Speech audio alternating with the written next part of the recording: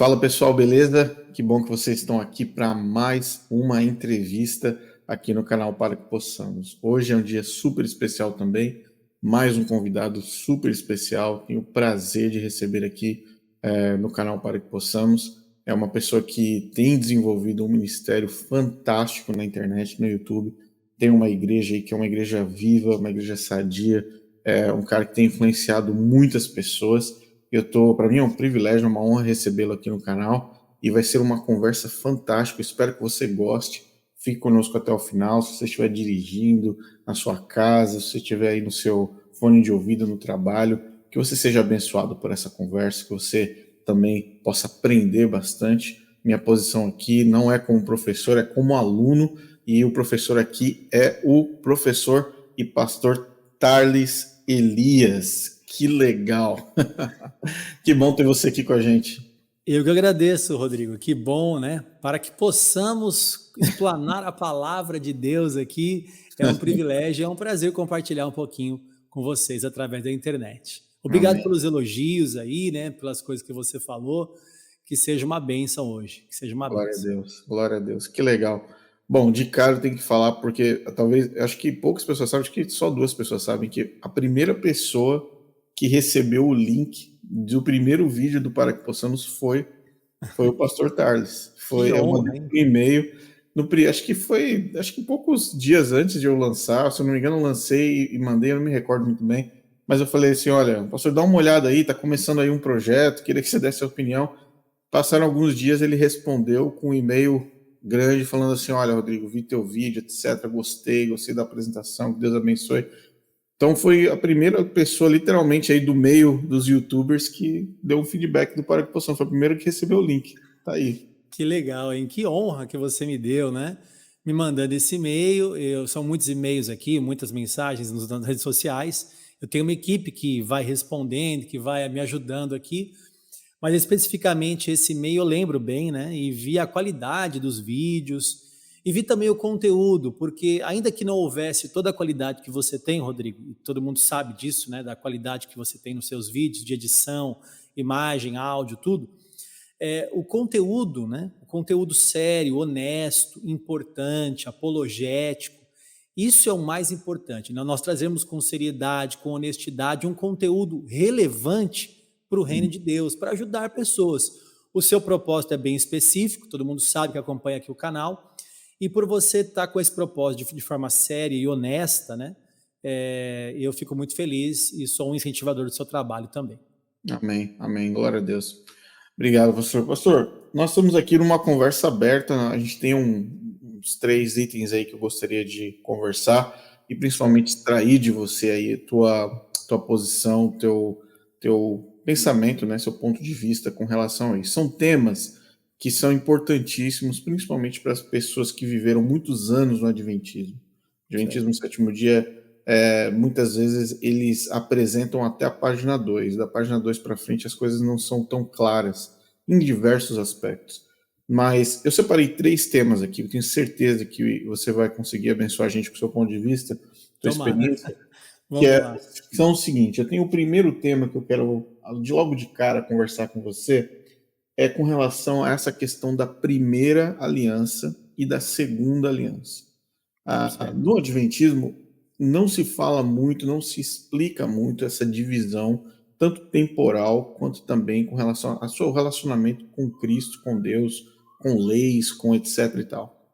Certo. E geralmente eu sinto que o Adventismo ele para ali na cruz.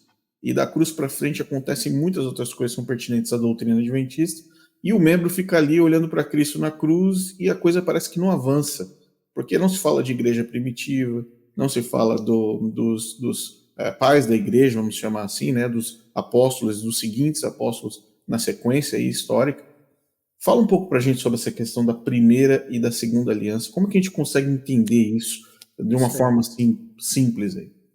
Vou aproveitar e recomendar um livro, né? O pastor Luciano Subirá, ele lançou um livro sobre graça, tem 400 páginas o livro, são 20 capítulos, né? E os primeiros capítulos ele fala bastante sobre graça e essa questão de mudança de lei. Então é uma coisa importante que não é tão simples, né? Eu quero trazer aqui uma resposta didática.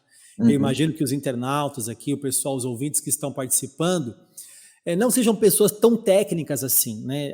Vamos lá para a raiz da palavra, línguas originais, mas de forma didática, dá para entender muito bem essa questão de lei. Então, vamos lá. Nós temos na Bíblia Sagrada duas partes principais: Antigo Testamento e Novo Testamento, certo? Esse Antigo Testamento, a palavra testamento, pode ser também a palavra aliança, pode ser também a palavra concerto. Então poderíamos dizer assim, primeira aliança, segunda aliança. Agora tem um detalhe importantíssimo, né? Porque o que divide, o que separa uma aliança da outra, e também o que continua e o que descontinua da antiga para a nova aliança. Nós chamamos isso de continuidade ou descontinuidade, né, para o Novo Testamento. Então vamos tentar aqui deixar de forma didática para o pessoal entender. Quando começa o Novo Testamento? E muitos vão entender que o Novo Testamento começa em Mateus. Por quê? Porque se você abrir a Bíblia e dizer assim, olha, abra no Novo Testamento, você vai pegar de Mateus até Apocalipse. Certo. Mas de forma teológica e não de forma canônica, né? Não pela divisão dos livros, porque a gente sabe que a Bíblia é uma biblioteca, uma prateleira. Então, as prateleiras são divididas. O Novo Testamento começa em Mateus. Mas o Novo Testamento, teologicamente falando, ele começa na morte de Jesus e não no nascimento de Jesus. Essa é uma parte muito importante para todo mundo entender, não só os adventistas, mas a questão é assim, peraí, mas Jesus não guardou a lei? É claro que ele guardou a lei. Ele estava no Velho Testamento ou Antigo Testamento. Não, mas espera aí, eu estou lendo Mateus, aqui eu estou lendo Marcos, eu estou lendo Lucas, eu estou lendo João, que são os evangelhos. Pois é, mas você está vendo antes da morte de Jesus. E o Novo Testamento não começa no nascimento de Jesus, começa na morte de Jesus. Então, por exemplo, eu acho que a gente tem tempo aqui. Sim, sim. Vou pegar um texto aqui, ó. Estou com a minha Bíblia aberta no meu outro monitor, então eu consigo ver mais rápido aqui. Se quiser compartilhar, fica à vontade, viu? Não, é só, acho que a gente consegue ler. Deixa eu ver se eu consigo.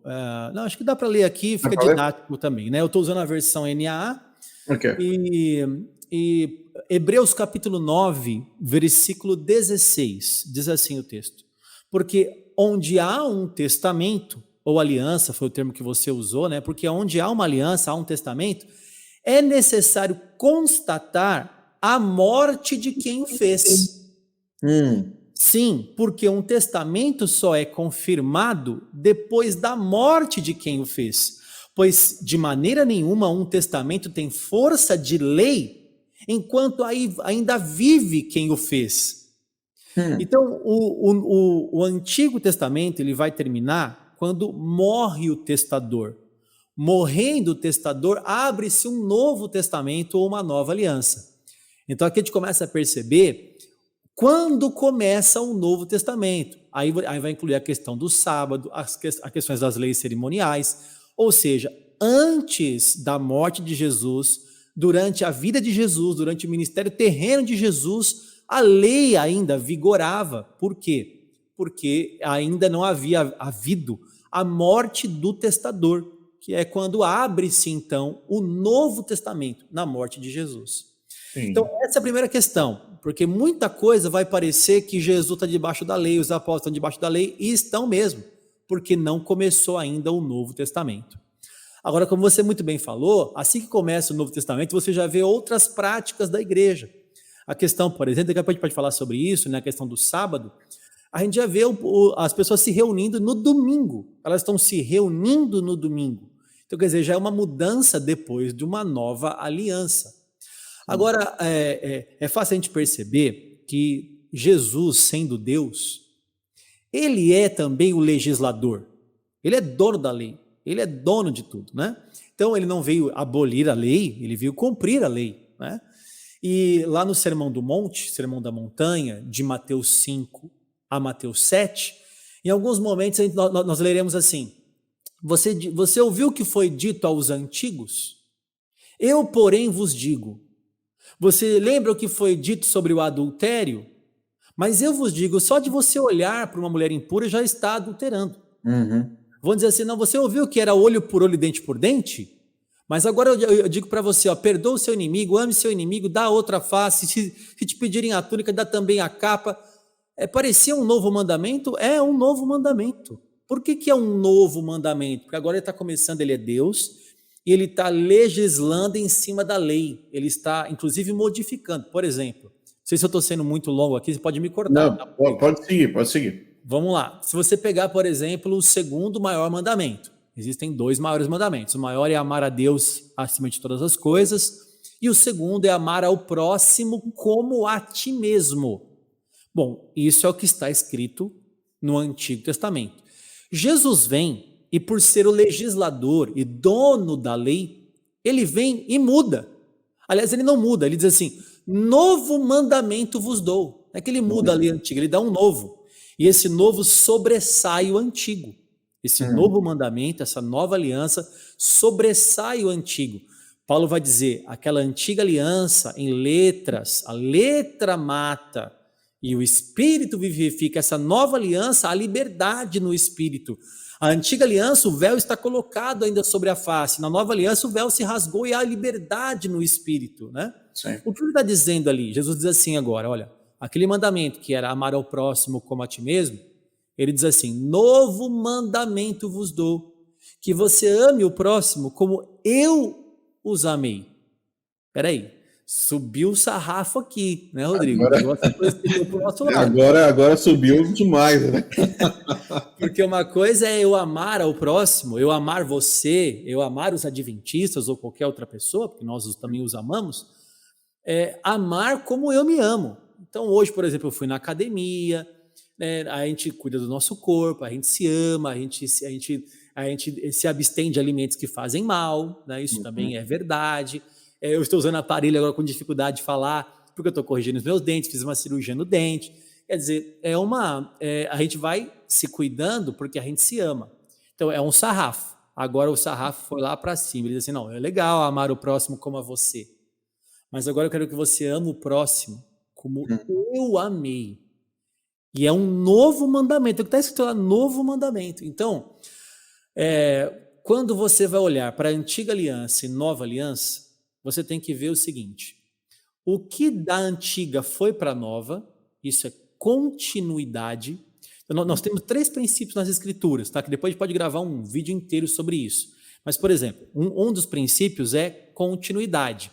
O que está no antigo está no novo. Por exemplo, no antigo está amar a Deus acima de todas as coisas. E no novo, amar a Deus acima de todas as coisas. Quer dizer, isso é uma continuidade de mandamento. Certo. Há um segundo princípio que é completude, é você completar. Ele veio completar aquilo que estava ainda falho, ainda que não, aquilo que não era completo. Então, vou dar o exemplo do segundo mandamento mesmo, né? Você ama, lá no Antigo Testamento, ama como a ti mesmo. Novo Testamento, o novo mandamento, ama como Cristo amou. Então, houve um complemento no mandamento. E há um terceiro princípio, que é o princípio da ruptura. Então, nós temos continuidade, uma completude e uma ruptura. A ruptura é o que está no Antigo, mas não está mais no Novo Testamento. Por exemplo, não fazemos mais a circuncisão. Por que não fazemos mais a circuncisão? Porque isso estava na antiga aliança, e agora a nova aliança não é mais no sangue do prepúcio, do órgão masculino. Sim. Mas agora a aliança é no sangue do Cordeiro, agora a aliança é pela fé em Cristo Jesus.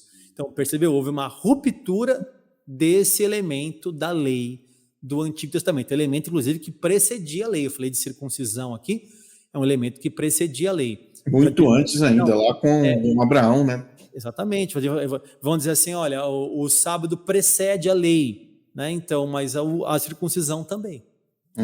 Então, acho que eu dei uma resposta um pouco completa sobre essa questão, né? De antiga e nova aliança. E essa teologia bíblica que não é fácil de se fazer, eu tenho um vídeo no canal, não vou lembrar o nome, mas faz pouco tempo agora que eu gravei, eu não vou lembrar, depois eu posso abrir aqui e ver. Eu gravei há pouco tempo, né? Quer dizer, o que muda, o que passa para o Novo Testamento? Tem que fazer uma boa teologia bíblica para entender isso. Sim, perfeito, perfeito. Pastor, foi perfeita essa sua explicação. Se eu não me engano, acho que essa foi a segunda vez que eu ouvi essa questão, principalmente na questão da divisão dos livros. Isso é muito esclarecedor, porque muitas pessoas realmente tomam como referência a sequência dos livros. E quando você coloca a cruz de Cristo como sendo um marco divisório, dá até para falar, poxa, poderiam ter começado o Novo Testamento depois ali que Jesus morre, né? Porque tecnicamente facilitaria as coisas um pouco, né? Vamos dizer assim, poderia começar ali pelos Atos dos Apóstolos, ali naquela, depois da ressurreição, um pouquinho ali, Mateus, ali no finalzinho, aí Novo Testamento. Exato. Tem um texto também, eu estou aqui em Hebreus, Uhum. ficou rapidinho para abrir aqui. Hebreus capítulo 7, no versículo 11, é uma questão importante também para a gente ver essa mudança de lei, né? O 7:11 diz assim: portanto, se a perfeição fosse possível por meio do sacerdócio levítico, quer dizer, se aquela lei fosse perfeita, pois foi com base nele que o povo recebeu a lei, que necessidade haveria ainda de que se levantasse outro sacerdote segundo a ordem de Melquisedeque e não segundo a ordem de Arão? Quer dizer, se aquela lei fosse perfeita, por que vai levantar outro sacerdote pela ordem de Melquisedeque? Está falando de Jesus aqui. Jesus. Se Uhum. aquela lei foi perfeita, por que eu tenho Jesus? Se aquela lei vale, por que Jesus veio com um novo sacerdote? Aí, para completar, ele diz assim: pois quando se muda o sacerdócio, necessariamente muda também a lei, mostrando que houve uma mudança na lei. Houve uma mudança na lei depois que houve mudança de sacerdote.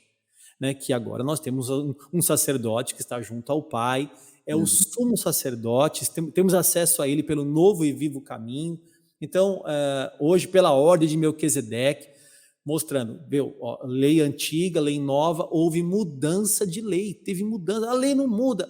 Há mudança de lei quando há mudança de sacerdócio. É Sacerdócio. claro que há muitas coisas para falar aqui, né? Sim, sim, Muito, assim, mas a grosso modo é isso. Houve uma mudança de lei com a morte de Jesus. com certeza. Um ponto que realmente volta sempre nessa discussão, seja uma discussão, vamos dizer assim, com chá, ou seja uma discussão com um pouco de fogo ao redor, que é a Certo. questão do típico argumento, assim, poxa, mas peraí, então, depois que Jesus morreu, agora eu posso roubar, eu posso adulterar, eu posso, enfim, viver a vida que eu quero, etc, etc. E muitas vezes, quando eu converso com várias pessoas nessa linha, eu falo sobre a questão de Gálatas, por exemplo, sobre você viver sob a influência do Espírito. E quando você Sim. vive sob a influência do Espírito, você é uma pessoa nova, você é uma pessoa renovada, transformada. E pessoas transformadas, renovadas, não vão na bagunça, não vão fazer bagunça, não vão Exato. participar de nada de que seja impróprio ou coisas, ou vão perder. Eu sempre digo, eles não perdem a bússola moral. Eles Exato. não perdem a bússola moral. Quem vive no Aquele que Espírito não perde a nasceu de bússola novo, moral. exatamente, aquele que nasceu de novo não vive na prática do pecado, 1 João capítulo 3. Jesus disse: quem me ama guarda os meus mandamentos.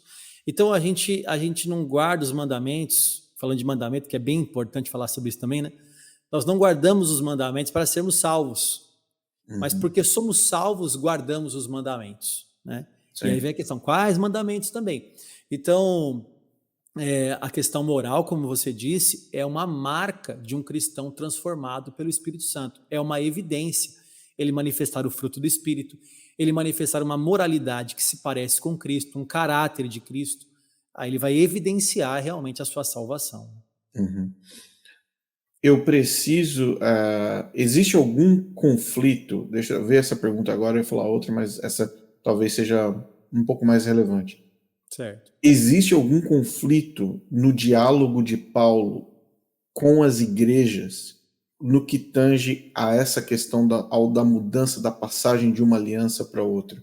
Porque muitas pessoas falam que, mas Paulo falou que realmente temos que guardar os mandamentos, que os mandamentos ainda são válidos, mas por outro lado ele fala, mas os mandamentos agora, em termos de Cristo, Cristo agora é que o evangelho de Cristo é o que vale, viver sobre o Espírito, sobre a influência do Espírito é o que vale.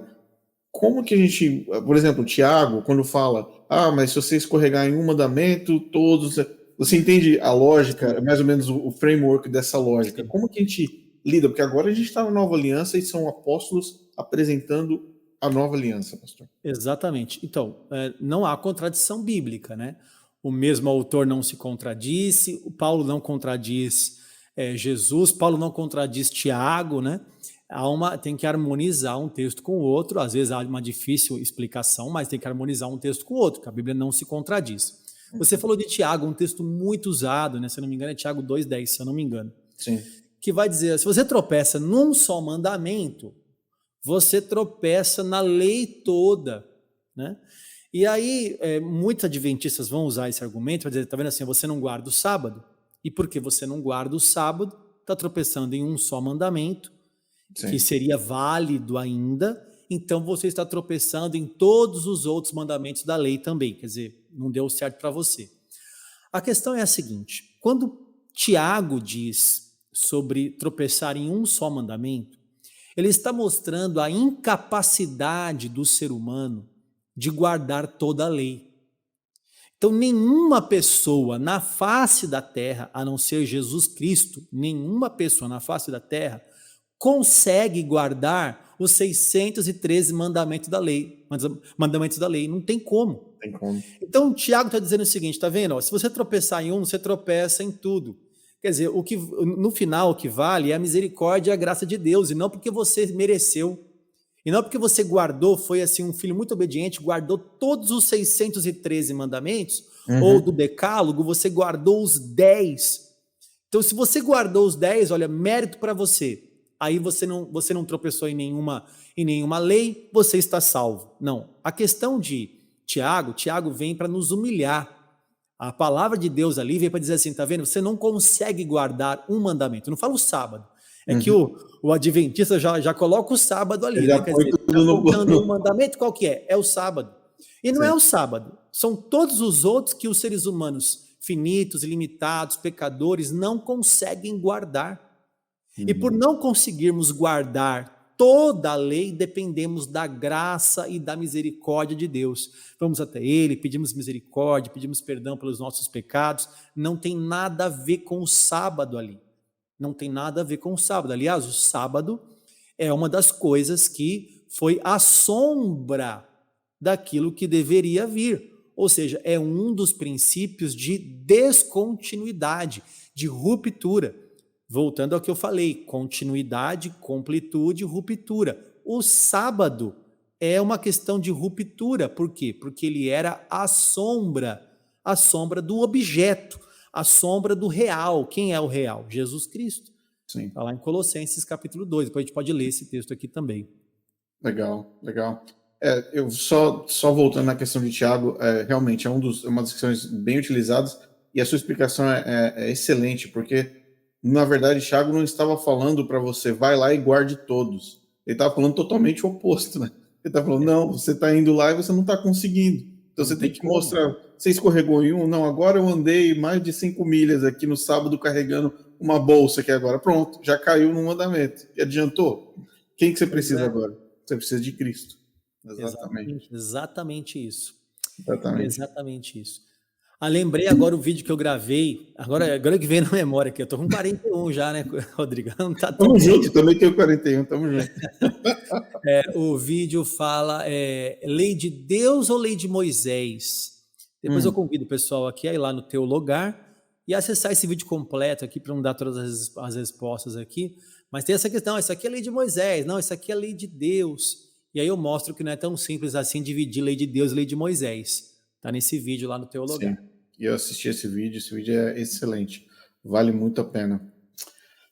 Pastor, vamos avançar aqui num outro tema, que esse foi o primeiro, como se fosse um degrauzinho, né? Então esse foi a base para a gente avançar para os próximos. Certo. No segundo tema que eu tenho aqui é o seguinte, o conceito, ainda dentro dessa questão da aliança, mas eu vou falar um pouco sobre o conceito que existe dentro do universo mental adventista, de que os evangélicos guardam o domingo.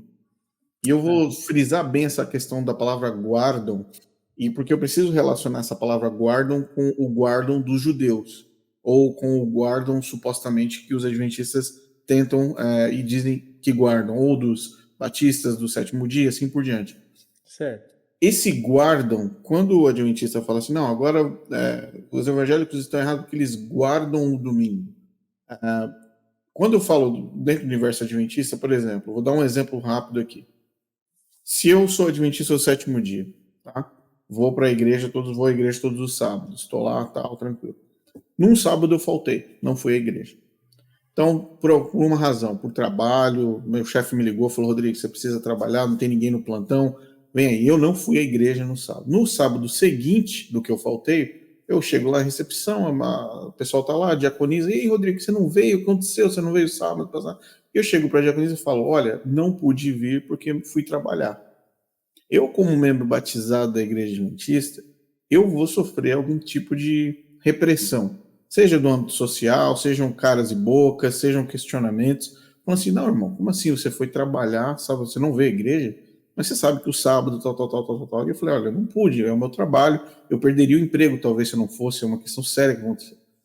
É uma situação complexa e muitas pessoas mentem. Muitas pessoas chegam na igreja e mentem e falam, olha, eu fiquei doente, não deu para ir, aconteceu alguma coisa e tal, quando acontece uma situação como essa. Essa é a Aí querem perspectiva. outro mandamento, né? Dar falso testemunho. Poxa vida, Você né? quebra de um e quebra no outro. Aí, por que isso? Porque volta naquela questão do guardar, né? Do Sim. guardar. Esse mesmo cenário, se acontecesse dentro de uma igreja evangélica, eu voltaria no domingo seguinte ao que eu faltei, a mesma recepcionista, falei, irmão, Rodrigo, você não veio aqui semana passada, o que aconteceu? Irmã, você não sabe o que aconteceu, meu chefe me ligou, fiquei preso lá, não deu para vir para a igreja, mas estamos aqui de volta, glória a Deus. Ela, pô, vem para dentro, vamos louvar a Deus, vamos adorar, tal. Assunto encerrado, a conversa acaba ali, na porta, não tem uma extensão. Exato. Explica um pouco para a gente essa questão do guardar dentro do universo evangélico. Explico. Vamos lá.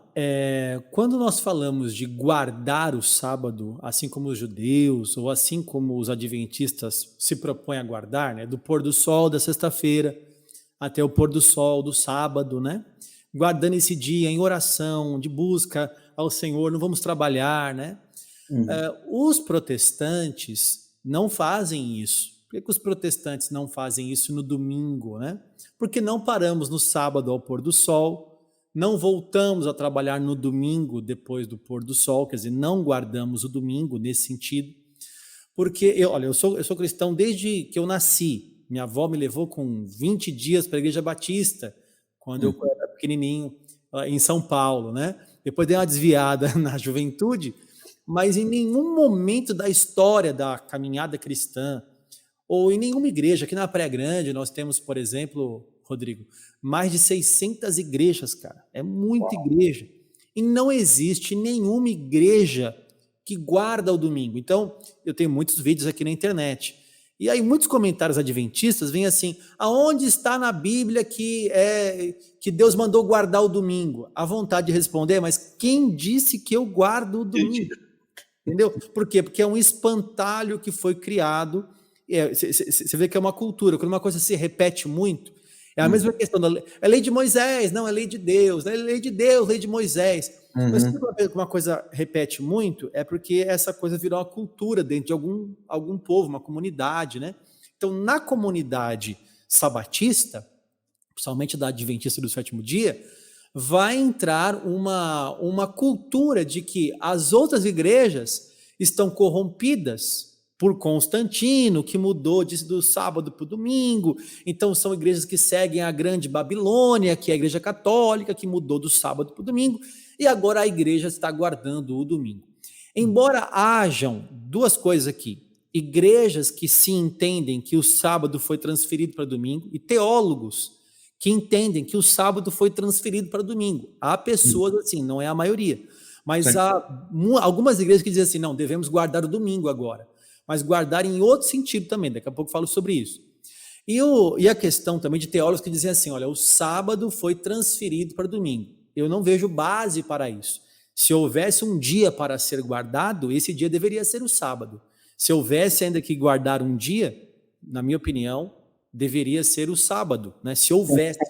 Concordo com você, porque seria dentro dos 3 pontos que você mencionou anteriormente, seria a questão da continuidade, certo? Exato. Na lógica seria isso. Não tem base, embora haja reuniões nos domingos da igreja, a ceia no domingo, ser chamado de dia do Senhor, há uma questão também que envolve muito essa questão do dia do Senhor, é um dia escatológico, é o dia de domingo, né? Então eles celebravam, tem tantas passagens no Novo Testamento sobre o domingo mas são as reuniões deles no domingo, eles estão se reunindo no domingo e não fazendo uma mudança para o domingo. Agora, vamos para a Bíblia, né? Porque doutrina se faz com a Bíblia Sagrada. Então, Romanos, vou abrir aqui, Romanos, capítulo 14, versículos 5 e 6. Romanos 14, 5 e 6. Alguns pensam que certos dias são mais importantes do que os demais. Quem está falando isso? Paulo. Reclamações, 0800, departamento da secretaria do Paulo, né? Porque eu aqui não foi eu que escrevi isso aqui. Alguns pensam que certos dias são mais importantes do que os demais. Mas outros pensam que todos os dias são iguais. Outros pensam que todos os dias são iguais. Segunda, terça, quarta, quinta, até o sábado, até o domingo. Aí ele diz assim, cada um tem a opinião bem definida em sua própria mente. Quem pensa que certos dias são mais importantes, faz isso para o Senhor. Ora, a pessoa que quer guardar o sábado para o Senhor o faz. Então, tudo bem, ela está fazendo para Deus. Não há uma proibição aqui, é que há uma falta de entendimento. Ele está lendo ainda a aliança com o véu no seu rosto.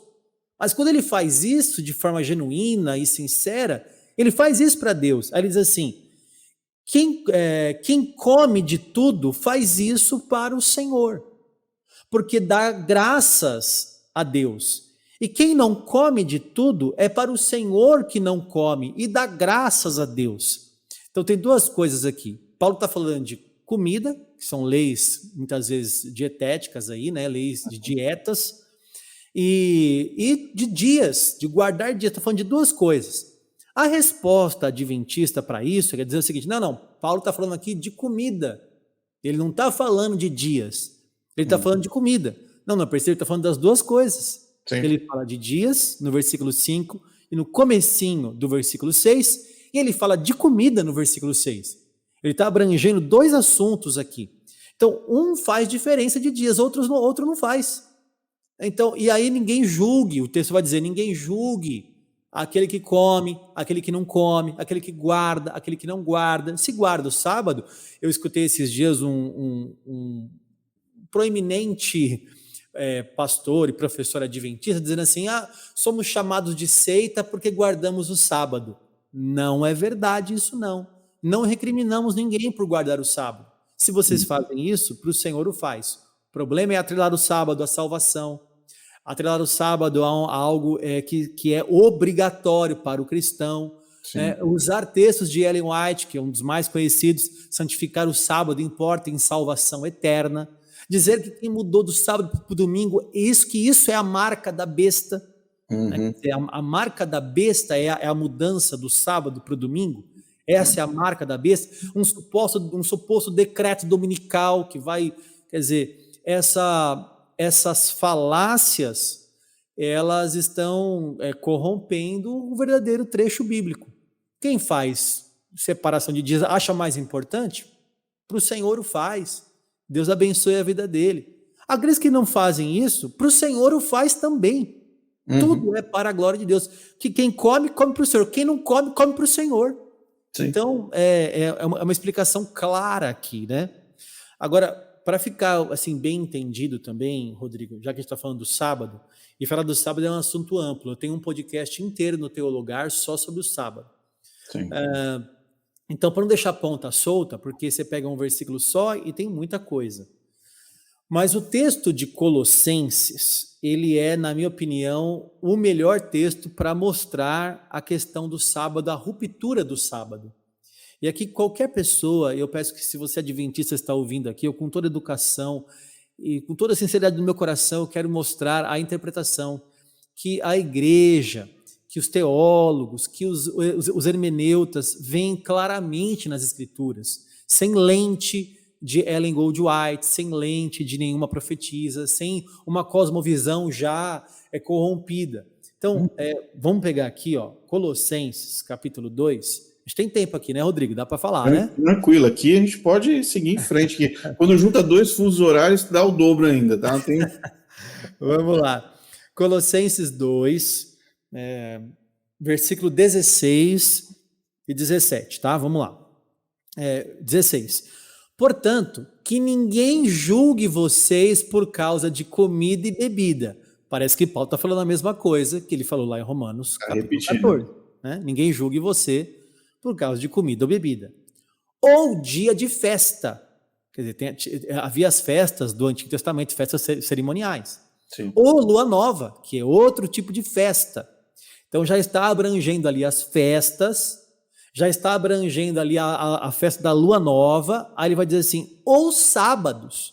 Quer dizer, ninguém julgue você por causa de sábados. Aí vamos dizer assim, não, esses sábados eram sábados cerimoniais, eram as festas dos sábados. Não é não, porque as festas já estão inclusas no mesmo versículo. Ele não ia ser redundante.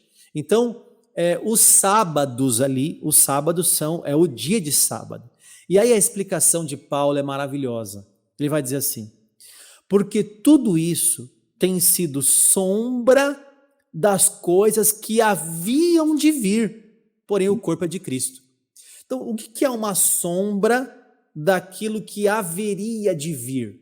É como se o objeto estivesse no futuro, o objeto está no futuro, e ele está projetando uma sombra para cá, como se tivesse uma luz lá na frente, aí Sim. Tem um objeto no meio, e esse objeto ele emite uma sombra para onde eles estavam. Então, o sábado era a sombra de algo que chegaria. Ora, o sábado é a sombra de um objeto que está na frente. Qual é esse objeto? Quem é o verdadeiro sábado? O sábado é o próprio Senhor Jesus. Sim. Ele disse, olha, vinde a mim, vós que estáis cansados e sobrecarregados, e eu vos aliviarei. Eu serei o vosso Shabat, eu serei o vosso descanso. Você vai descansar em mim. Hoje não descansamos num dia, mas descansamos numa pessoa real, verdadeira. Descansamos numa pessoa, na pessoa de Jesus Cristo, que é o objeto. Então, a hora que chega o objeto, eu não preciso mais da sombra. O sábado era a sombra do que haveria de vir. E o que veio? Jesus. À medida que ele veio, houve uma ruptura entre o sábado, que era guardado na antiga aliança, para agora, para o objeto da nova aliança, no sangue de Jesus. E nós descansamos agora nele, pegamos o fardo dele, colocamos o nosso fardo pesado nele, descansamos nele, não mais num dia em que muitas vezes eu descanso entre um pôr do sol e outro, mas entre um período e outro eu não estou confiando plenamente, descansando nos braços do Senhor. Percebeu como às vezes, incongruente, é conflitante, é contraditório?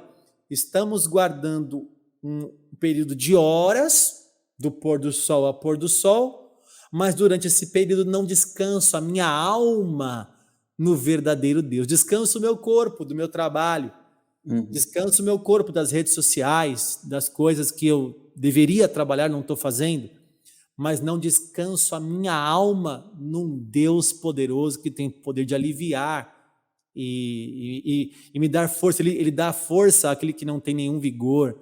É Ele que me revigora hoje. Amém. Então houve essa ruptura. Colossenses 2. E volta naquele trechinho de Mateus onde Jesus fala, eu e meu pai não paramos de trabalhar nunca. Porque já parou para trabalha e eu também, ele trabalha até agora e eu trabalho também, ele diz, né? Então, estamos ali no movimento, você pode descansar em mim qualquer dia da semana, qualquer momento. Então, só para fechar essa questão, então, evangélicos não guardam o domingo, eles se reúnem no domingo, um dia que desde a igreja primitiva passou a ser um dia comum, onde as reuniões ocorriam, onde Exatamente. As práticas da comunidade da igreja aconteciam, mas não é uma santificação desse dia, uma separação desse dia. É um dia deixa comum. Claro assim, ó, pessoal, adventistas, os protestantes não guardam o domingo, não guardam o domingo, não guardam o domingo. Não adianta mais ficar falando isso, porque nós não guardamos o domingo. É verdade. Certo? Complexo, mas nossa, obrigado pela explicação, pastor. Um dos pontos que eu vejo quando as pessoas conversam com a gente, muitas vezes, eu tenho recebido muitas essas mensagens esse ano, aquela sensação de solidão quando um adventista decide, olha, quero seguir uma nova jornada com Cristo, mas não no adventismo mais. E dentro do adventismo, como você sabe, todas as outras igrejas são a Babilônia, todas as outras igrejas estão erradas. E a grande pergunta dessas pessoas, pastor, é para onde eu vou? O que eu faço agora? Porque eu não creio nisso, eu não creio naquilo, para mim. E eu falo para as pessoas que não é algo que acontece da noite para o dia. É um período de, vou chamar de detox, que tem que acontecer para você poder se reestruturar. E só o Espírito Santo que é capaz de guiar a gente nessa direção. Mas para quem está nesse momento, vivendo esse momento complexo aí de questionamento, talvez de uma mudança para uma nova rota, para onde essa pessoa pode olhar? Então, eu olhei para cá até um pouquinho. Achei. Deixa eu pegar aqui. Eu vou fazer uma bagunça aqui na nossa live, hein? Vai lá. Aqui, peguei. Eu escrevi esse livro aqui, Rodrigo. Esse livro se chama Escravos das Heresias, né? Esse livro aqui não fala de adventismo, embora muita coisa serve para o adventismo. Muita coisa serve para o adventismo, tá? O que é esse livro, né? Eu fiz parte também, Rodrigo, de uma igreja neopentecostal, né? Uma igreja neopentecostal. E as igrejas neopentecostais, elas usam também a teologia do medo. Se você sair daqui, o diabo vai pegar você. Você vai sair daqui, você vai quebrar a aliança. Você vai ferir o corpo. Você é traidor. Fulano é o teu pai espiritual. Como é que você abandona o pai, o seu pai da fé, nessa paternidade? Então, há uma teologia tóxica. E eu fui um pastor neopentecostal. Por 10 anos eu estive numa igreja neopentecostal. E similarmente a quem quer sair do adventismo, eu também tive que sair do neopentecostalismo para procurar uma igreja saudável. Porque também não adianta sair do adventismo e ir para uma igreja que não é saudável. Sim. Temos que deixar isso claro também. Você sai de uma seita pseudo-cristã, chamada Adventista do Sétimo Dia. Né? Seita não é... A gente fala seita, né? O pessoal acha que a gente está falando de pessoas Jim Jones, preto, sangrenta. Não, estou falando de seita de terno e gravata. Pessoas normais. Pessoas, inclusive, que são bons pais, às vezes até bons pagadores. Né? Não estou falando disso. Estou falando de seita por causa da doutrina, não é por causa da pessoa. Então, quando eu saí dali e eu fiz esse detox, esse processo de desintoxicação, que foi um processo mesmo, eu fui aprendendo, eu não estalei o dedo e disse assim, agora já sei tudo que estava errado. Não, eu fui me desintoxicando das heresias neopentecostais, que eu mesmo pregava. E depois que eu tinha desintoxicado bastante, aí eu escrevi o livro Escravos das Heresias. Esse livro, eu não falo das heresias dos outros. A pessoa pensa assim, poxa, que prepotente, arrogante, falando das heresias dos outros, mas ele é o certão. Não, esse livro são das heresias que eu pregava, entendeu? Então eu faço a refutação, eu vou te mandar isso aqui, tá? Depois um exemplar aí. Legal. Dos States. Obrigado. E aí, assim, eram heresias que eu mesmo pregava. Então, a hora que eu saí e me desliguei, fui me libertando aos poucos, mas sabe qual era a sensação os primeiros dias? E eu recebo muita mensagem de quem está saindo da igreja neopentecostal, dizendo assim, professor, pastor, olha, parece que vai cair um piano na minha cabeça. Parece que eu estou fazendo algo errado. Me ligou o filho de um pastor neopentecostal. Ele mandou uma mensagem, falou assim, olha, os meus pais são pastores da igreja, mas eu não posso mais ficar nessa igreja. Eu não tenho mais condição, porque ela fala isso, faz aquilo, como eu vou fazer? E aí ele dizia assim, olha, só de conversar com você, Tarles, parece que eu estou em pecado. Só de conversar, parece que eu estou traindo. Eu estou olhando assim ao lado para ver se alguém está me vendo. Porque eu não posso conversar com uma pessoa, um pastor de uma outra igreja. Porque há uma ilha. Você vai conversar com quem? Com a Babilônia? Não, pensa. Se eles têm a marca da besta, se eles são a Babilônia, são a filha da meretriz, né? Esses dias eu vi um vídeo, são pastores que comem carne. Você não ouça pastor que come carne, porque pastor que come carne não merece ser ouvido. Já dizia Ellen Eu White. dizia Ellen White, exatamente. Então aí você vai ouvir esses caras e aí a pessoa começa a ouvir, começa a duvidar. Será que esse Tarles é um aventureiro? E às vezes eu fico olhando para as pessoas me olhando na igreja, que vieram de outra comunidade. Hoje nós temos uma igreja aqui na Praia Grande com um pouco mais de 600 membros, né? Que legal, pastor. Legal. E aí nós temos uma média de 20, 25, 30 novos membros por mês. É a média da nossa igreja. Uau. E às vezes a pessoa chega e ela diz assim, olha, eu não quero me envolver, quero ficar sentada. Aí você diz assim, não, primeiro que você vai ficar sentado por um tempo, você não vai chegar chegando, né? Uhum. Mas por outro lado, Deus não vai colocar vinho novo em odre velho. E eu digo assim, olha, eu não sou o teu antigo pastor, eu não vou fazer, eu tenho outros defeitos talvez, mas eu não vou fazer talvez o que ele fez com você. Se houve algum trauma no passado, talvez você não terá numa igreja saudável, numa igreja bíblica, numa igreja coletiva, talvez você não terá algumas decepções que você teve no passado com heresias e deturpações terríveis. Então, eu não sou o teu antigo pastor, não quero o teu dinheiro. Há um ano, não é para me vangloriar, nem ser jactancioso aqui, né? Há um ano eu dei a minha casa como oferta para a compra de um terreno que nós vamos construir aqui na Praia Grande. Amém. A gente comprou um terreno. Amém. Eu dei a minha casa, né? Graças a Deus, Deus tem suprido, Deus tem abençoado. E eu fiquei muito feliz por isso, minha esposa também. Minhas filhas também. Só fala o nome da sua igreja que faltou aí. Qual? A igreja se chama Comunidade Apostólica Livre. Nós temos 3 igrejas, São Paulo, Mongaguá e Praia Grande. Praia Grande é onde eu estou. Que legal. E aí, o que acontece? Assim que eu dei a casa, né, virou uma chave na cabeça de muitas pessoas que eu não sabia. Essas pessoas diziam assim, peraí, mas o meu antigo pastor, ele queria dinheiro para ele construir a casa dele. E agora, de repente, você está dando a sua casa, você estava indo morar de aluguel, está em conflito. Peraí, não é isso que eu aprendi que o dinheiro, as primícias, tem que ser dado ao sacerdote, tem que honrar ele. Coisa de neopentecostal, né? Sim, tem que honrar ele e tal. Então, há um conflito ali, as pessoas começam a se descobrir, vai desmoronando um castelo encantado. Eu recebi aqui no meu escritório um casal de adventistas, 24 anos de adventismo, e vendo os vídeos do canal, acessando outros sites, se libertaram do adventismo, né? E aí vieram até aqui e eles me disseram, olha, desmoronou um castelo.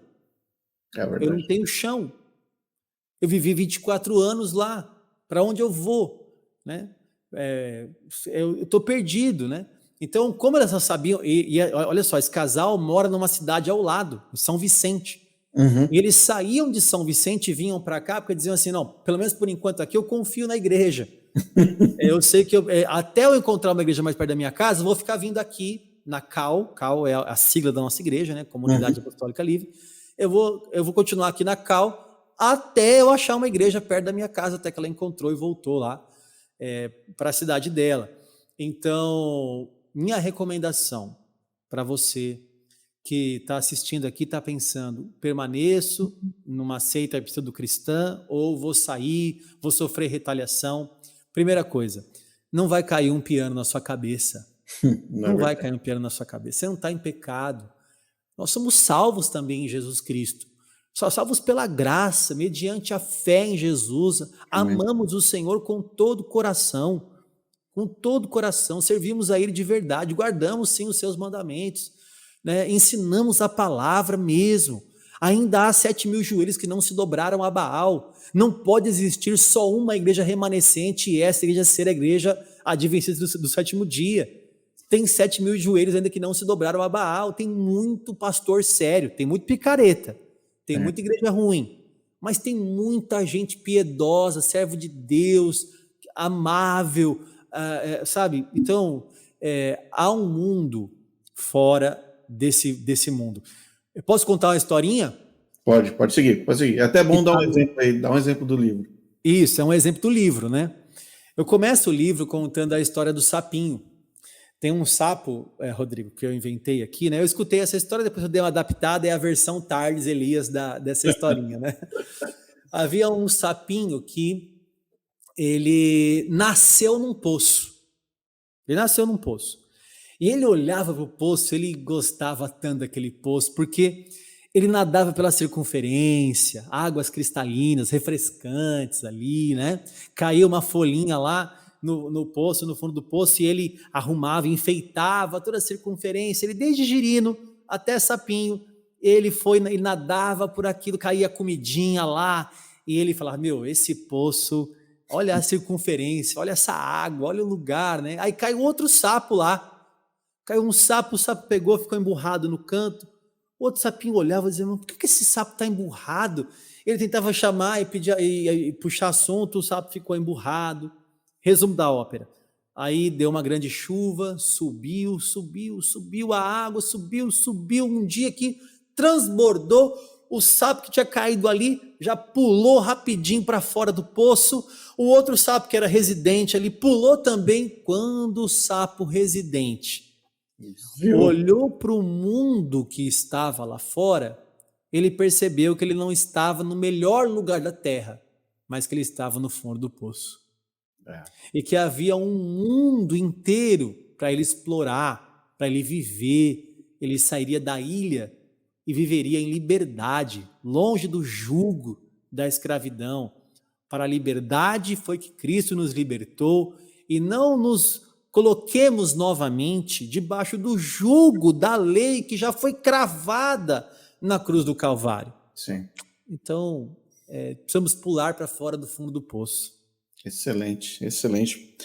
Eu me lembrei, quando você falou essa história do sapinho, eu lembrei de um termo que é muito usado no Adventismo, que é o seguinte: geralmente quando o membro começa a olhar para certas questões, começa a estudar, para de um pouco de usar a casa publicadora, começa a usar outros livros, assim, por curiosidade, com essa sensação de medo, com essa sensação de pesar, começa a fazer alguns questionamentos dentro da igreja. E aí os anciãos chegam, o pastor chega e fala o seguinte: meu amigo, aqui é o seguinte, aqui é a Arca de Noé.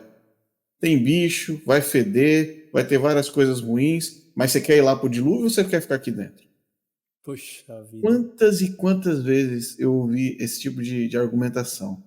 E a pessoa que ela fica paralisada, ela fala assim: verdade, tá ruim aqui, mas se eu for sair vai ser muito pior, porque lá fora é o dilúvio, aqui pelo menos eu tô na arca. Você entende? Eu vou sair da igreja verdadeira para ir para outra. Eu vou sair da única igreja que prega a verdade para ir para outra. Eu vou sair da única igreja que tem uma profetisa moderna para ir para outra. Eu vou sair de uma igreja que é a única que tem nota 10, porque prega os 10 mandamentos. As outras têm nota 9, mas não tem nota 10. Eu vou sair do 10 para o 9, né? Então, esses discursos são, na verdade, cerca. E uma coisa importante, né? A nossa igreja aqui, por exemplo, Rodrigo, não foi criada com cerca. Qualquer pessoa que quiser visitar outra igreja, ou até sair, voltar, entrar, a porta está aberta, né? A questão é que nós não temos cerca na igreja, nós temos um pasto. E enquanto houver pasto e houver alimento, haverá ovelhas ali. Eu não preciso ficar usando a teologia do medo, eu não preciso ficar cercando as pessoas com slogans, igual você falou, ou com ilustrações esdrúxulas como essa da Arca de Noé que você citou. Eu não preciso fazer isso. Se eu tenho um pasto ali, as ovelhas não precisam ficar questionando ou coisa parecida, né? Sim, é verdade, é verdade. Pastor, um terceiro ponto aqui que está na lista, que eu acho que vem para completar também essa nossa conversa, que é a grande pergunta do próximo movimento. Então a gente passou pela aliança, compreensão do que é a aliança, primeira e segunda. Nós agora entendemos agora o que é o conceito de lei, o que é o conceito da guarda, dessa transição, do que permanece, do que transfere, do que fica para trás. O que é a Igreja de Cristo? Porque muitas vezes a gente está ouvindo, os pastores falam, porque a Igreja de Cristo, nós somos a igreja, nós somos a igreja. Isso na mente do adventista bate com uma força violenta, porque que igreja de Cristo é essa? Nós somos a igreja de Cristo. Quando se fala de igreja, o termo, a palavra igreja é usado para se referendar à igreja adventista, não é a igreja como um todo, a igreja de Cristo no mundo todo. E muitas vezes eu falo com as pessoas assim, muitas falam, poxa vida, mas você está aqui, muitas pessoas aqui no mundo todo precisam conhecer a Cristo, eles precisam seguir exatamente como está, como a igreja ensina, etc. Porque a igreja. E aí a pessoa sai, ou a pessoa está ali, enfim, pesquisando lá fora, e começa a bater esse termo, Igreja de Cristo, nós somos... O que significa isso? Vamos lá, de forma bem simples, depois eu vou dar uma complicada, né? De forma simples, a igreja, por exemplo, a igreja de Jesus, ela é muito maior do que a CAL, que é a minha igreja aqui. A igreja é muito maior do que isso. A CAL é uma denominação dentro da igreja cristã de Jesus, né? A igreja é a composição de todos os salvos, de todas as épocas, de todas as igrejas, de todas as etnias, povos, línguas, nações. Então, a igreja, ela é composta, por exemplo, pelos reformadores que viveram há 500 anos, por nós que estamos hoje, por aqueles que o Senhor vai chamar ainda, se ele não voltar, né? Então, é composta fora da linha do tempo, ela é composta por salvos fora da geografia, porque eu posso estar aqui no Brasil, você aí nos Estados Unidos, e outro irmão lá no Japão, e nós somos a igreja de Jesus. Nós somos a igreja, composta por línguas, povos, nações. Então, a igreja, ela é invisível, dizem, né? O que é a igreja invisível? É que ela é composta pelos salvos, que muitas vezes nós não conseguimos identificar. Podemos dizer assim, olha, ele evidencia a salvação, mas saber se é salvo mesmo ou não, só o Senhor sabe que salvação é departamento do céu, né? Departamento do Senhor, não temos como saber. Mas, às vezes, não, é salvo, tá? Se converteu, foi regenerado, nós entendemos assim. Mas ela é invisível. Ela é composta por... Ela é a noiva, né? Ela é composta por pessoas distintas e que formam a igreja de Jesus Cristo. Então, essa é a definição do que é igreja, né? Muito mais do que uma denominação ou um remanescente, né? Ou essa é a igreja e as outras não são. O detalhe é o seguinte, agora que eu vou complicar que eu falei, né? Existe a questão de falar pelos dois lados da boca. Essa frase não é minha. Essa frase é do saudoso pastor Natanael Rinaldi, cuja pessoa eu não conheci. Eu moro na Praia Grande, Rodrigo. Aí tem Praia Grande, colado comigo tem São Vicente e depois tem Santos. E esse grande apologista, Natanael Rinaldi, viveu em Santos. E eu não sabia. Eu não estava envolvido com a apologética, eu não o conhecia. Perdi a oportunidade de beber de uma fonte maravilhosa dos maiores apologistas que já passaram aqui pelo Brasil, né? E a frase é dele, que muitas seitas, incluindo o Adventismo do Sétimo Dia, falam pelos dois lados da boca. O que significa isso? Você vai ler um livro de Ellen White que vai dizer assim, não, tem salvos em todas as igrejas das mais variadas denominações. Então, um lado ela diz isso, o outro ela diz, Babilônia, filha da meretriz, marca da besta. Peraí, tem alguma coisa estranha. Tem alguma coisa estranha aqui, peraí, comedor de carne, né? Então, por um lado você guarda o sábado? Não. Então, você não tem a salvação. Mas tem outro texto que diz assim, não, mesmo que não guarde o sábado, quer dizer, sempre falando pelos dois lados da boca. Sim. Por exemplo, a questão assim vai mais fácil de entender. Ellen White é inspirada? É. No mesmo grau de inspiração das Escrituras? Sim. Então Ellen White é igual à Bíblia? Não. Não, não é. Não, peraí. Vamos voltar. Ellen White é inspirada no mesmo grau de inspiração das Escrituras? Sim. Então ela tem o mesmo pé de igualdade da Bíblia? Não. Peraí, não. De novo, se você ficar nesse looping, não tem como. Não, mas é que ela não é canônica. Não, eu entendi que ela não é canônica, porque tem 66 aqui. Mas se ela tem o grau de inspiração igual das Escrituras, é igual. Então é igual, então ela é igual à Bíblia. Não, ela não é igual à Bíblia. Não tá dando para entender isso aqui. É verdade. Isso é falar pelos dois lados da boca, né? É claro, se ela é inspirada do mesmo grau de inspiração das Escrituras, ela tem o mesmo peso, ou ela tem a mesma validade das Escrituras. Eu vou rejeitar uma coisa que é inspirada por Deus. Quem rejeita uma coisa inspirada por Deus, então, não é? Exatamente. É isso que é falar pelos dois lados da boca. Por um lado, só para voltar essa questão aqui, eu vou deixar você falar.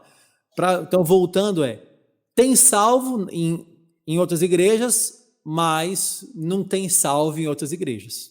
É mais ou menos isso.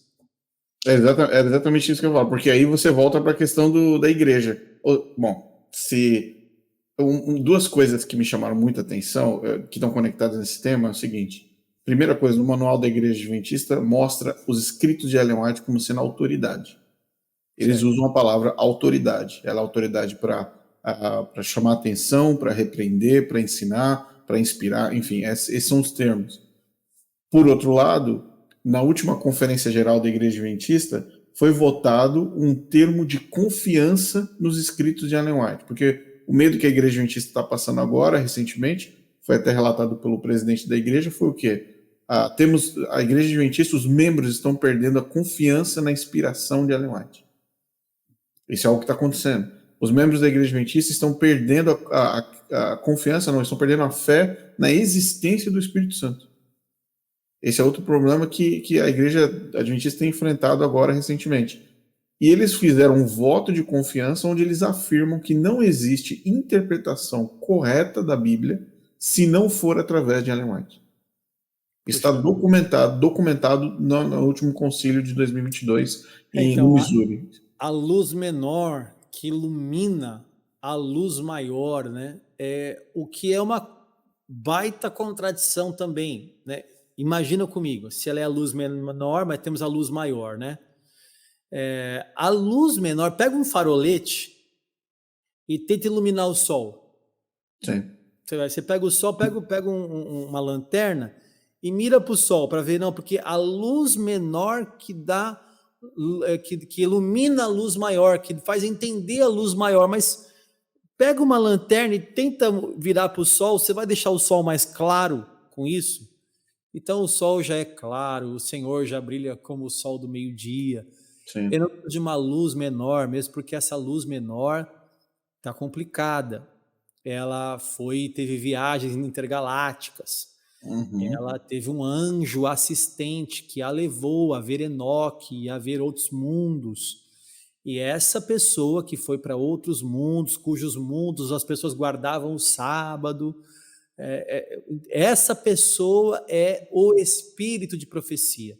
Experiências que nem mesmo os apóstolos ou qualquer outro profeta do Antigo Testamento teve. Né? Então, cuidado, meus irmãos, meus amigos, que estão levados por isso, né? Acabei de ver um vídeo que, não, o diabo quase a estrangulou quando ela estava tendo visões. O outro disse que ela ficou não sei quantas horas sem respirar, tendo revelações. Cuidado com essas coisas, irmão. Cuidado, porque o Senhor é tão simples, se revela através da sua palavra, e diz a Bíblia: errais por não conhecer as Escrituras e o poder de Deus. Jesus anunciou que viria o Espírito Santo, mas não anunciou nenhum tipo de espírito de profecia, no sentido de uma pessoa que nasceria e que teria revelações novas para colocar. Só para completar, né, vamos dizer assim, não, mas Ellen White não contradiz a Bíblia. Primeiro que não é bem verdade isso. Segundo, já está mais comprovado já, né?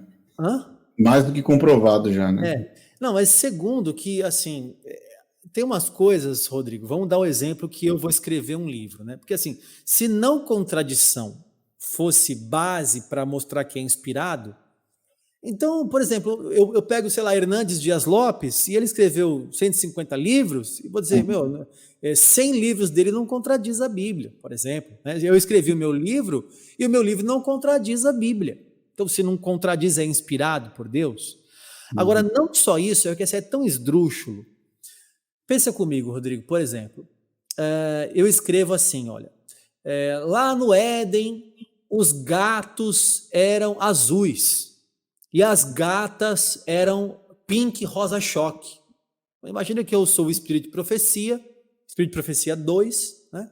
E estou escrevendo lá, os gatos no Éden eram azuis e tinham asas, e as gatas eram rosa choque e tinham caudas. Uhum. Aí você vai dizer assim, Tarles, meu, que loucura, você tá louco? De onde você tirou isso? Onde você tirou isso? Aí eu vou responder assim, peraí, mas contradiz a Bíblia? Contradiz a Bíblia? Não contradiz? Não, mas é que não tem gato azul, então. Não contradiz a Bíblia. Sim. Não contradiz. Você achou alguma contradição? É um gato azul, um gato pink, mas você achou alguma contradição das Escrituras? Não, é que não está escrito. E assim, a gente vai. Você pega, peraí, mas a serpente tinha asas, né, no livro História da Redenção. Uhum.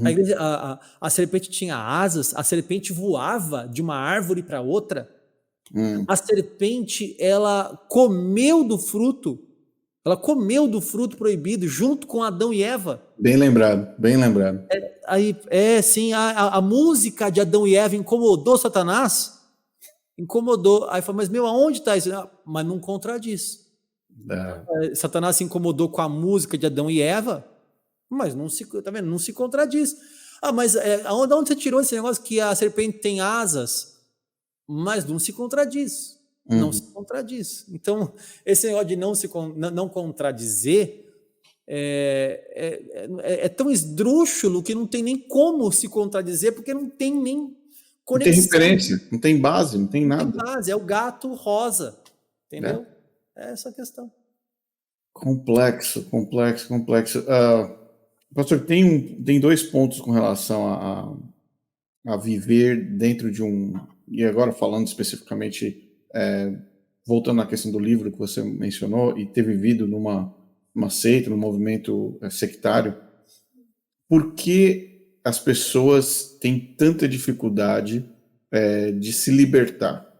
E aí eu vou dar um exemplo aqui que eu recebi hoje numa mensagem de áudio, que foi a seguinte situação. Um casal não pertencia ao adventismo, por várias questões, parece que a filha foi estudar no colégio, eles decidiram receber estudos, a menina se batizou, mais a esposa, mas o pai, muito relutante, católico, falou assim, não vou me envolver, não quero estar envolvido nessa história. Após alguns meses, com muita insistência da esposa, enfim, ele se batiza no adventismo e passam lá por vários anos.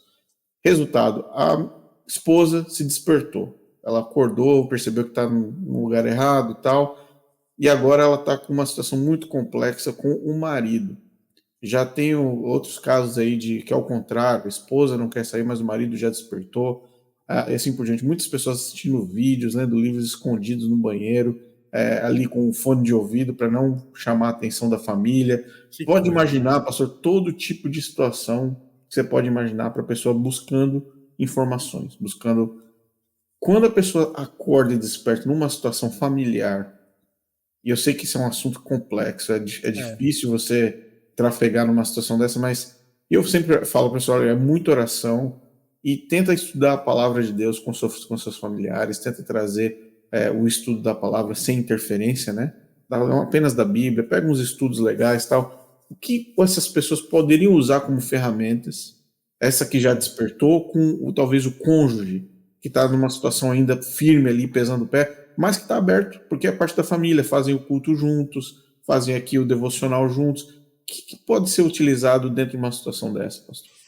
Eu sugeria, ou traria uma sugestão de que cada caso fosse analisado individualmente, sabe, Rodrigo? A gente não pode colocar, acho que, num pacote só, porque há maridos e maridos, há esposas e esposas, há tratamentos e tratamentos.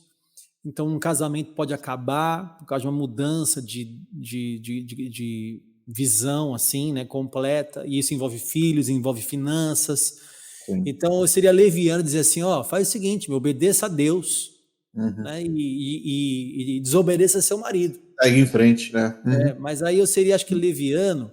Então, eu acho que cada caso deve ser acompanhado por um mentor saudável, com uma teologia saudável, com uma visão de reino, para olhar tanto para a pessoa, quanto para o casamento, para as finanças da pessoa, com disposição de atender, de dar direção. Faça isso, faça aquilo, vamos tentar daquele jeito, né? Então, com estratégias para poder ganhar a outra pessoa, porque pode acontecer uma ruptura séria ali. Então, eu daria essa dica primeiro. Agora, você diz assim, por que essas pessoas têm tanta dificuldade, né, para sair do adventismo e tudo mais? Num dos capítulos do meu livro, aqui Escravos das Heresias, eu falo um pouquinho quem são esses escravos, né? Eu era um escravo, eu não conseguia sair. Eu estava assim tão... e quem são essas pessoas que não conseguem sair? Eu vou citar algumas delas, né? Uhum. Pessoas que não tiveram a oportunidade de conhecer a verdade. Então, tem alguns no adventismo, estou usando aqui, esse aqui eu usei para o neopentecostalismo, mas eu estou adaptando para o adventismo aqui, né? Sim, sim. Então, que não tiveram a possibilidade de conhecer, nunca tiveram acesso para fora da bolha, para fora da ilha. Então, essas pessoas, elas não conseguem se libertar. Outro tipo de pessoas, estou virando as páginas aqui, são pessoas inocentes, geralmente de baixa renda, sem condição acadêmica.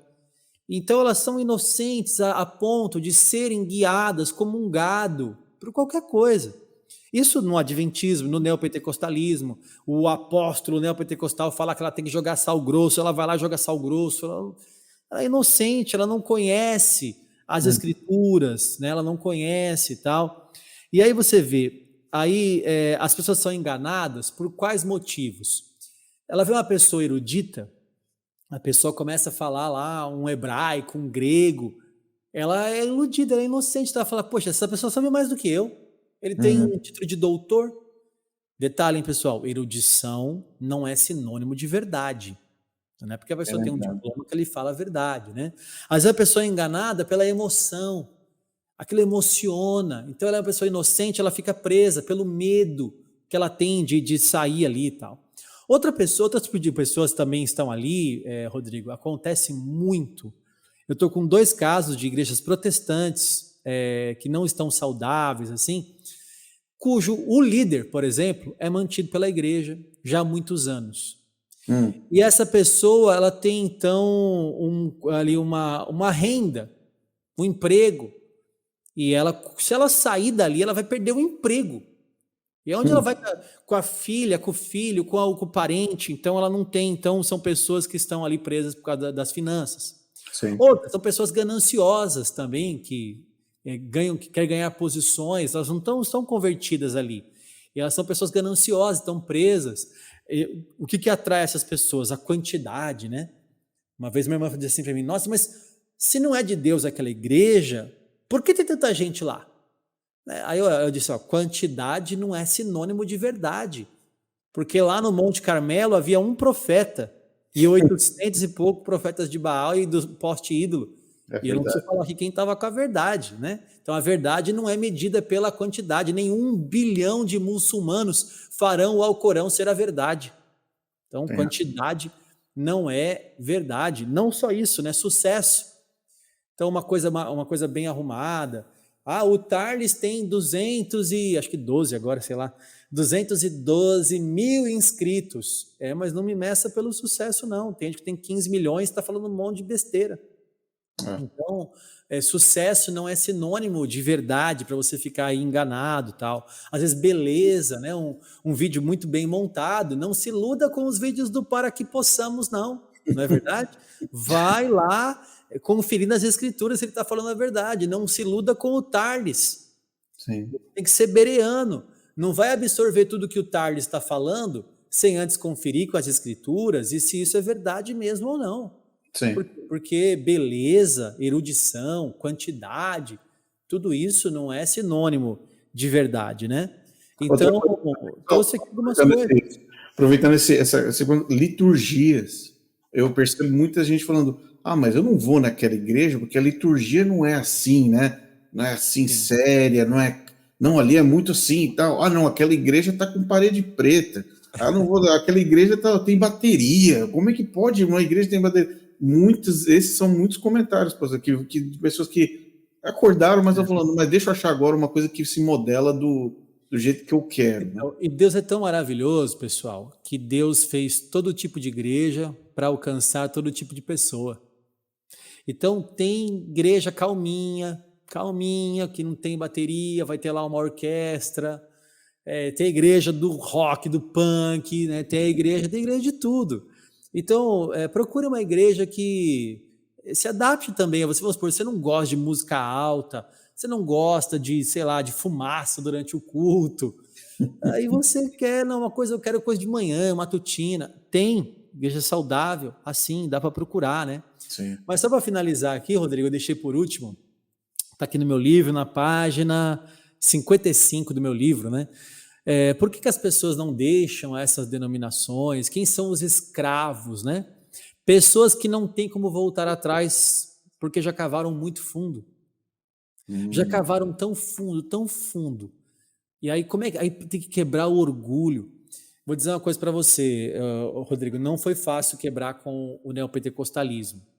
Não foi fácil. 10 anos de pastorado, pastoreando uma igreja relevante, trabalhando fortemente na igreja que eu fazia parte, e aquele sentimento de estar fazendo alguma coisa errada. Mas o pior, como é que eu volto para o povo e digo assim, ó, o que preguei 10 anos, preguei errado. Entendeu? Então, por muitas vezes, eu conto no livro aqui, por muitas vezes cheguei no púlpito e disse assim, pessoal, você lembra que eu preguei tal coisa? Ah, lembro. Então, preguei errado. Estava enganado. A princípio, o sentimento que eu tinha no meu coração, Rodrigo, era que as pessoas iam me ver como um falso profeta. Quer dizer, pô, esse cara, tudo que esse cara pregou então era heresia? Tudo que ele está falando aí que ele pregou, ele me enganou. Quem me garante que ele não está me enganando agora? Exatamente, não garanto. Vai conferir nas escrituras. Sim. Quem me enganou? Então, ele me enganou até agora. Eu achei que as pessoas iam se afastar de mim. Ia dizer assim, esse cara então só pregou besteira esses anos todos.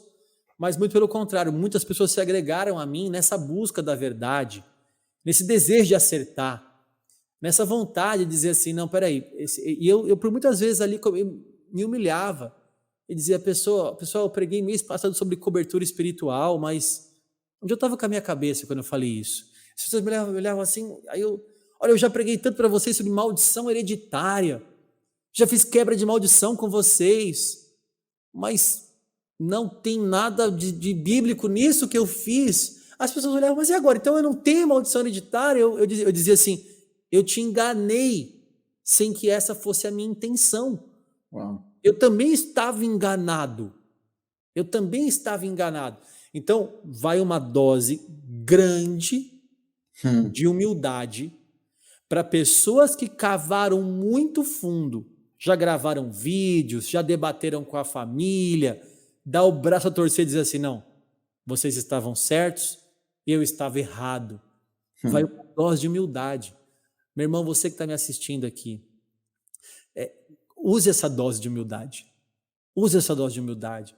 E dê o braço a torcer. Vai procurar as pessoas que você... Talvez você gravou vídeos, você debateu, você reclamou, você esteve em debates calorosos, defendendo o adventismo ou qualquer outra seita. E agora? Como é que você chega lá e diz assim, não, você estava certo? Humildade.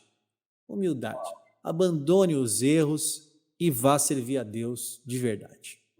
Pastor, você, no momento que chegou nesse ponto de retorno, né, vamos dizer assim, você ainda era pastor? Você ainda tinha acesso ao púlpito e às pessoas? Sim, eu fui pastor da igreja Renascer em Cristo, tá? Uma igreja neopentecostal que pregava teologia da prosperidade, e eu fui pastor por 8 anos e meio. Eu estava dirigindo uma igreja aqui na cidade da Praia Grande, e eu não queria dividir a igreja nenhuma, então não levei a igreja que eu pastoreava. Sim. Eu fiz uma carta, estava no púlpito, li a carta, falei com o bispo, que era o superintendente da região, me desliguei da igreja, me filiei a outra igreja, que é a Comunidade Apostólica Livre, né, da qual eu faço parte. Eu não sou o fundador, eu me membrei nessa igreja, e depois eu fui pregar para as pessoas que me conheciam, que estavam comigo, que tinham acesso ao que eu ensinava no passado.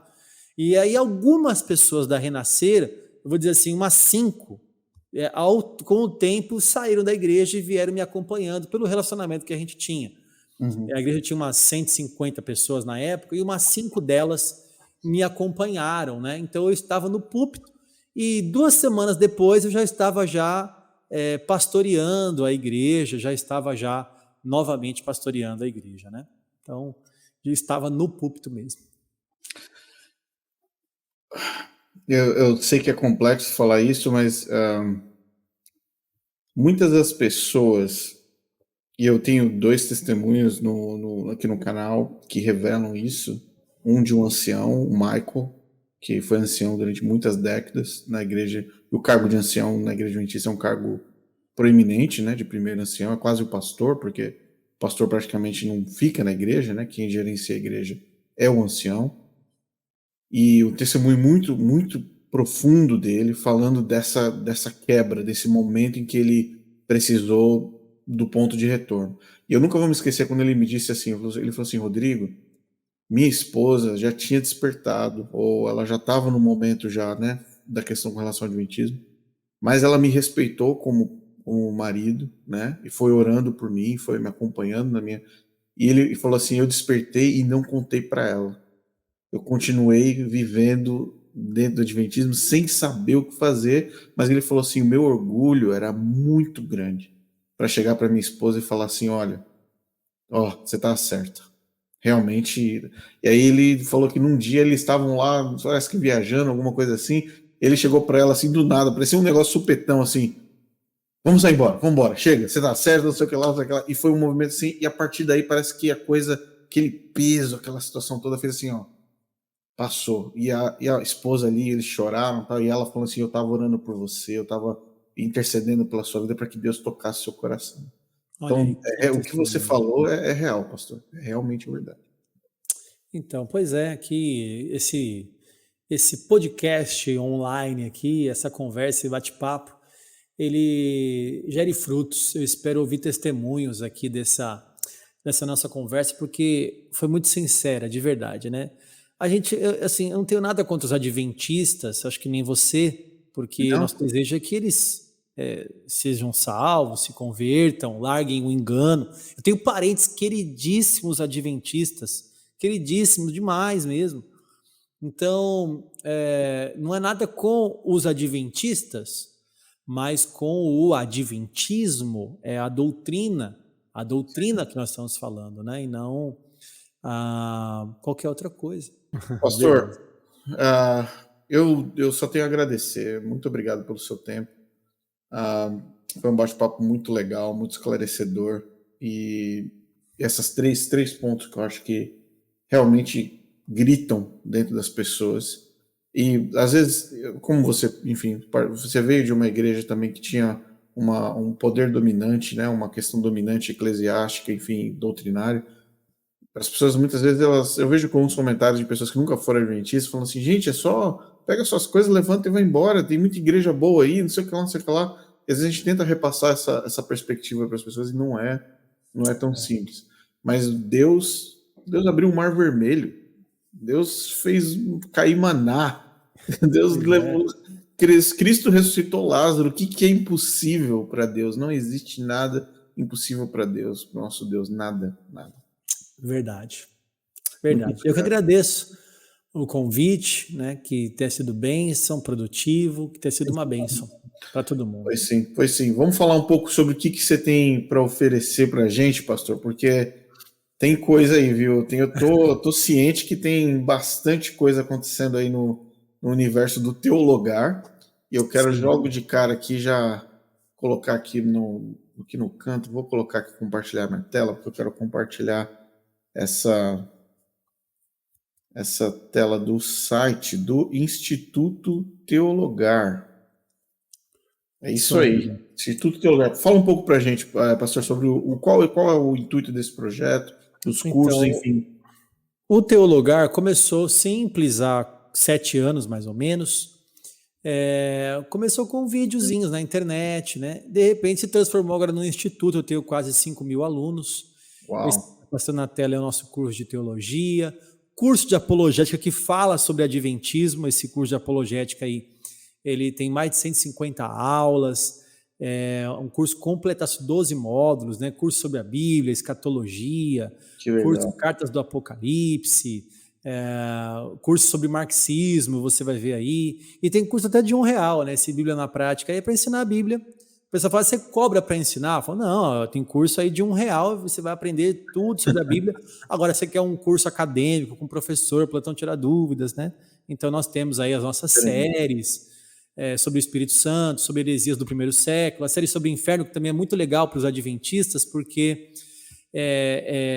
a série é Inferno, um lugar de tormento. Quer dizer, é o inferno segundo a Bíblia mesmo. Uhum. E não segundo uma ilusão romântica, não, que ninguém vai queimar e tal. Uhum. Sim, excelente. Então, e é R$ 19, né? Então, esses são os cursos, você tá na página aí dos cursos do Instituto Teologar.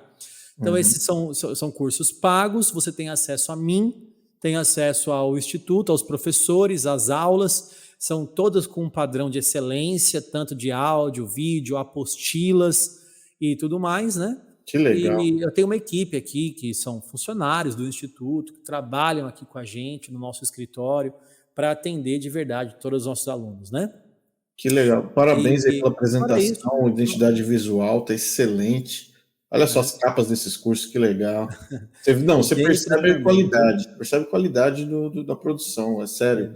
E eu vou falar para dentro vocês, aqui nos Estados Unidos tem muito curso que eu falo para vocês, não chega nos pés dos cursos brasileiros, e aqui o Teologar está aqui para, mais uma vez, comprovar isso.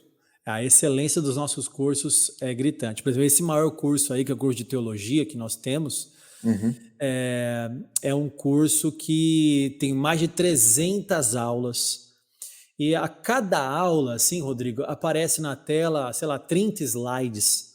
Então, Uau. é slide, é apostila, é elemento na tela que aparece, é a plataforma que a pessoa pode comentar, reagir, classificar, entrar na comunidade. Então, é todo um aparato por trás disso, que às vezes olhando só assim, você fala, poxa, né? Mas é muito legal mesmo os nossos cursos. Fora isso, nós temos o canal do YouTube, que está acesso gratuito para todo mundo, né? Com mais de 300 vídeos também. E o nosso podcast, que é recente, nós temos aí acho que há 3 meses, 4 meses, o nosso podcast. Nós fizemos o episódio 14 há pouco tempo, e é um conteúdo mais denso, né? Horas falando, conversando, mais relevante, quando quer pegar um assunto e destrinchar ele todinho mesmo, né? Aí deu 213, já nem sabia, tá vendo? Eu falei 212 mil, deu 213. Não, com certeza, está crescendo, vai cruzar 1 milhão fácil ainda, Aí rapidão. 350 vídeos, esse vídeo é muito legal. Aí os podcasts, né?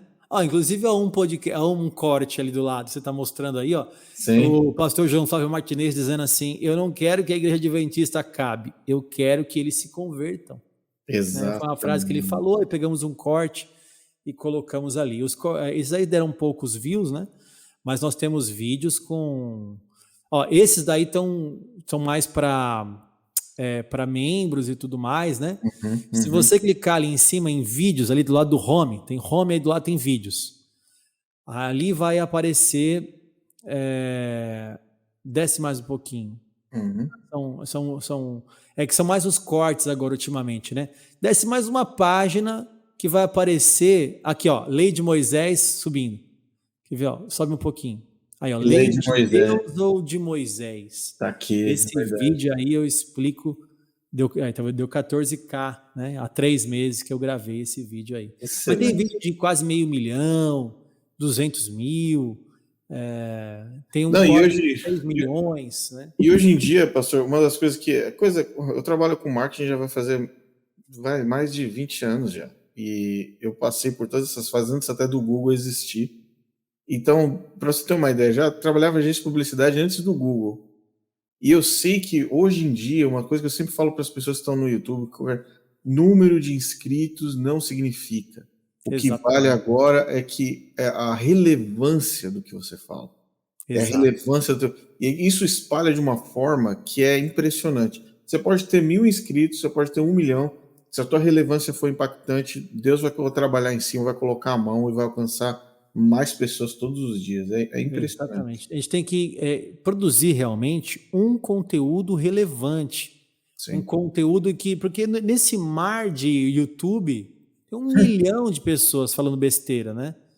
Então, ó, esse do Pérolas aos Porcos aí, ó, que veio de baixo aí, ó, deu o quê? Ó, 80K, né? Quer dizer, é um conteúdo que eu ensinei, é uma passagem, né? É um canal apologético. Eu tenho muita gratidão a Deus por esse conteúdo. O trabalho que tem aí de 350 vídeos são de conteúdos muito importantes. Eu acredito, pastor, acredito. Pastor, muito obrigado mesmo. Sem palavras aí para expressar nossa gratidão. Espero que você que assistiu até agora tenha aproveitado, tenha sido uma bênção para você. Compartilhe esse vídeo, se inscreva no canal do Teologar, Pastor Thales está aqui. Também, olha, entra no site. Deixa eu colocar qual o site da sua igreja, pastor. Porque aí muitas pessoas. Talvez a rede social seria Rede mais. social. A rede social, o Instagram, por exemplo, da igreja, é @igrejacal.pg. @igrejacal.pg. Ali vai ter algumas informações, algumas fotos para o pessoal ver. Isso daí mesmo, isso aí mesmo. E aí o pessoal tem acesso à nossa igreja também, uma igreja muito saudável, uma bênção. Nós estamos em fase assim de mudança, porque eu tenho que fazer 3 cultos no domingo, porque não cabe, cabe 300 e poucas pessoas só. Então a gente tem culto de manhã com 300 e pouco, aí tem que caber uma tarde agora, porque à noite estava quase 400 pessoas. Que então, benção. 3 cultos no domingo para atender o público. Uma benção a igreja também. Que bom. É isso aí. Obrigado, pastor. Obrigado a vocês que assistiram. Espero que vocês tenham uma boa semana. Desculpa a câmera que deu uma embaçadinha agora no final. Vamos tentar corrigir depois no pós. E a gente segue em frente para a glória de Deus e para o reino, com certeza. Amém.